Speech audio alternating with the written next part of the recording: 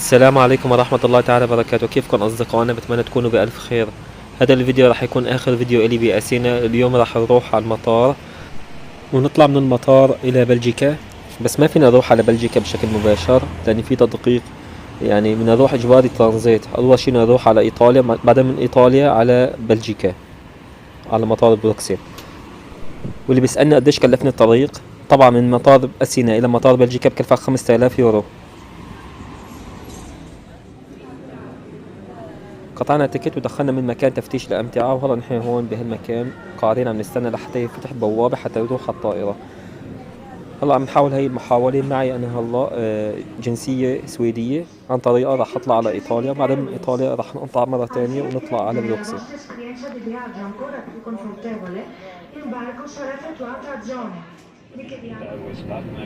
مرحبا شباب، هلا وصلنا على الطائرة. هلا نحن قاعدين على الكرسي عم نستنى حتى نطلع.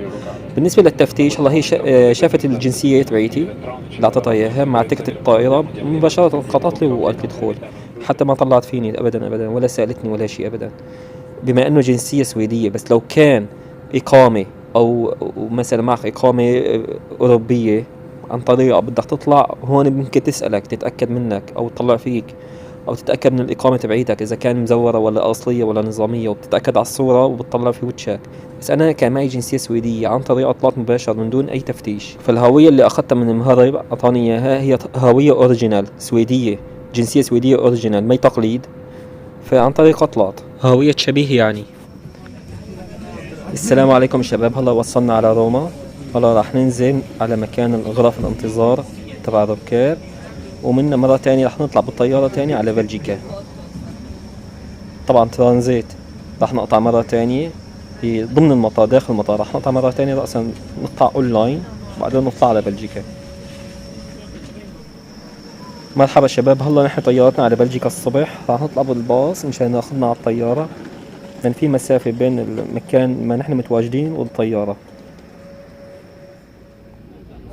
هو طريق الطائرة أيسر من طريق البر، يعني هلا البر مثلا إذا بكلف 3000 يورو، لا بحط 2000 يورو زيادة وبطلع بالطائرة أسهل لي.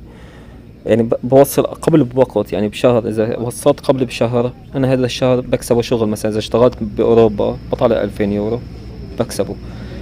فنفس الشي عند بعضها، يعني إذا بدك توفره من هون بتحطه من هون. يعني وحتى هلا الطريق مو سهل يعني بالنسبة للبر.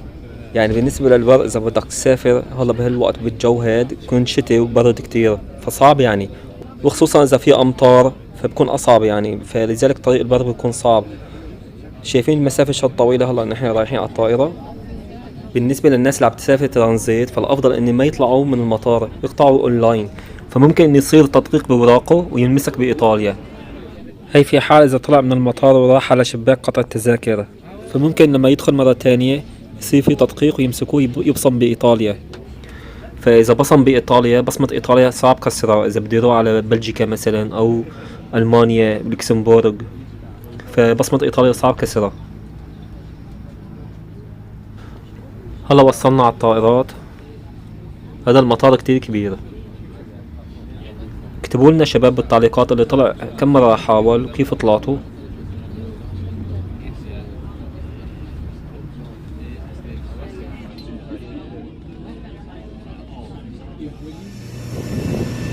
ايه شباب، هلا نزلنا من الباص، هاي الطيارة هلا طالعين.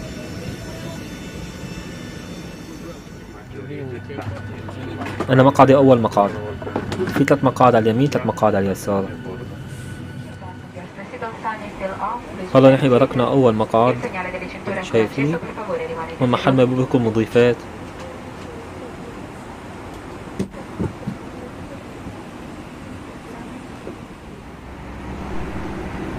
شايفين شباب ما احلى هالمنظر، تحس الدنيا تلج بس هذا كله غيم. يعني عن جد سبحان الله سبحان الخالق.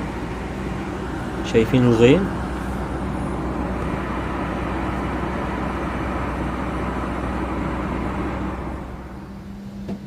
هلا شباب الحمد لله وصلنا على بلجيكا. هلا المضيفة عم تفتح الباب، الله يطعم على كل شخص مشتهي رايد يطلع يوصل بخير وسلامة. هلا راح ننزل من الطيارة مثل ما شايفين. بالنسبة لي ما راح أبصم رأسا، لأني راح نشوف الوضع ببلجيكا شلون الشغل وشلون العمل. دمتم بأمان الله، والسلام عليكم ورحمة الله. راح نحكي في فيديوهات تانية عن بلجيكا.